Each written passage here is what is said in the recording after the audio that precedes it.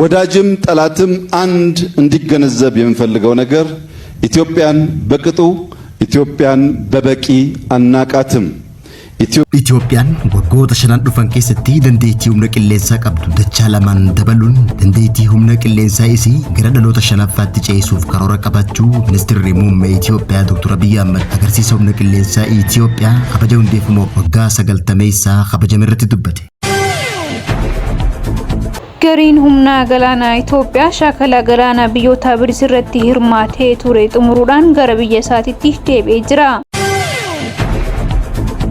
Daandiin xiyyaara Itoophiyaadha sababa rakkoo haala qilleensaa jedhuun bararaa isaa gara Waashingitanii fi magaalaa Niiwuorkitti taasisuu addaan kutuu beeksise. Kibba Itoophiyaatti eegalee kan ture dhibeen vaayirasii Maarbarg guutumaan guutuutti Itoophiyaa keessatti to'achuun akka danda'ame ministeerri fayyaa biyyattii beeksise. Daawwattootaa fi hordoftoota Egeree Miidiyaa nageenya keenya bakka jirtan maratti sana dhaqqabu. Biyya narraan bajjii 26 barri 2026 kanneen amma dhageessan hangafoota oduu Egeree Miidiyaati amma bal'ina isaa isinitti. ኢትዮጵያ ከምታውቋት ያለፈች ሀገር ናት።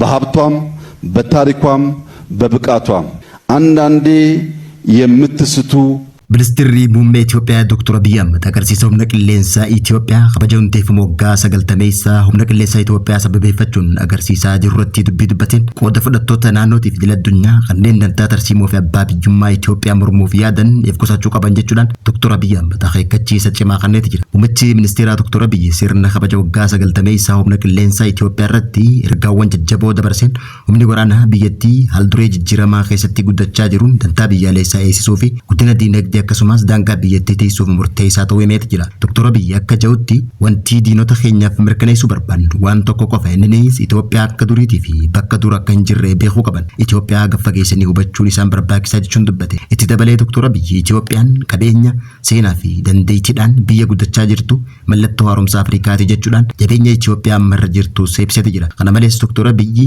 haasawaa bal'aa taasiseen humni qilleensaa Itoophiyaa humna namaatis dabalatee meeshaalee teekinooloojii ammayyeeffamaa jiraachuu hime. Biyyoonni ammallee xiyyaarota waraanaa dulloomaa MiG-21 fayyadaman jechuudhaan isaan kun ammoo carraan isaanii Itoophiyaa waliin tumsuun waliin guddachuu irra wayyaa fi jechuun dubbate. Dr. Abiy biyyoonni jechuudhaan duuchaatti haa dubbatu malee haasawaa isaa keessatti Eertiraa qeeqee jiraachuun mul'ate. Itoophiyaan bu'aa yeroo gabaabaaf dantaa isii akka hin dhiifne kan dubbate Dr. Abiy Ahmed yaaliin biyya dadhabsiisuuf godhamu kamiifuu aarsaan guddaan akka isaan eeggatu akeekkachiisa cimaa kenneeti jira. Itoophiyaan gowwoomtee injifannoo yeroo gabaabaaf jettee dantaa isii dabarsitee hin kennitu. Kaja'u muummichi ministeera Itoophiyaa waan dogoggoraan nurraa fudhatames ni deeffanna jechuudhaan amma booda qabsoon Itoophiyaan gootu gara buufata ta'uu haasawaa isaa keessatti akeekate jira. Ammayyummaa waraana Itoophiyaattis kan ibse ministeerri muummee kun mootummaan oomishtoota gurguddoo idil addunyaa wajjin hojjechuudhaan waggoota 5 dhufan keessatti dandeettii humna qilleensaa amma jiru dachaa 2 gochuuf karoora baajataa fi madda maallaqaa ifa ta'e adda baasuu ibsuudhaan ce'umsi kun dandeettii lolaa dhaloota 4ffaarraa gara 5ffaatti akka ta'u ibseeti jira. Teknooloojiin qoftiin humna waraanaa ijaaruu akka hin dandeenye hubachiisuudhaan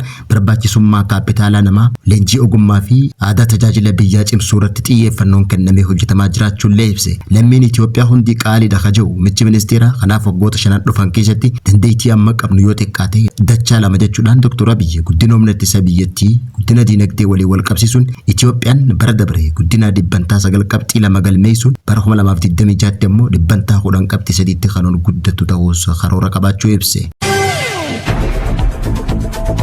Gariin humna galaana Itoophiyaa shaakala galaana biyyoota biraa irratti hirmaatee ture xumuruudhaan gara biyya isaatiitti deebi'ee jira. Gariin humna galaana Itoophiyaa ittaanaa Admiraal Kinduu Gizaawun durfamu leenjii galaana biyyoota biraa mata duree fedhii nageenyaa bara 2026 jedhuun Afrikaa kibbaatti taasifame irratti hirmaatee gara biyyaatti deebi'ee jira. Shaakala humna galaanarraa hooggansa Chaayinaa Afrikaa kibbaa qopheessite kanarratti gareen humna galaana Itoophiyaa hirmaachuun hariiroo biyyoota biraa waliin biyyattiin qabdu gara sadarkaa olaanaa ceesisuun muuxannoo beekumsa addaa akka horatee galuu isa taasisee jiras jedhamee jira. Leenjichaan cinatti kanarratti ajajaan humna galaanaa Itoophiyaa ajajaa humna galaanaa Afrikaa kibbaa ajajaan ittaanaa humna galaanaa Raashiyaa waliin kan mari'atan yoo ta'u marii kanaanis humna galaanaa Itoophiyaa dameewwan leenjii adda addaatiin deeggaruu waliigalteen taasifamuu isaa addeeffamaa jira. Sirna cufiinsa leenjichaa irratti ajajoonni humna galaanaa biyyoota biris hundinuu kan hirmaatan yoo ta'u gareen humna galaanaa shaakalicha irratti hirmaatee daawwannaawwan garaagaraa kan taasisee jiru yoo ta'u leenjii galaanaa irraa kunis fedhii biyyoota ulaa galaanaa qabdu kan agarsiisu ta'uu isaatiin gamatti biyyattiin humna galaanaa irraa cimaa akka horattu isa taasisa jedhama.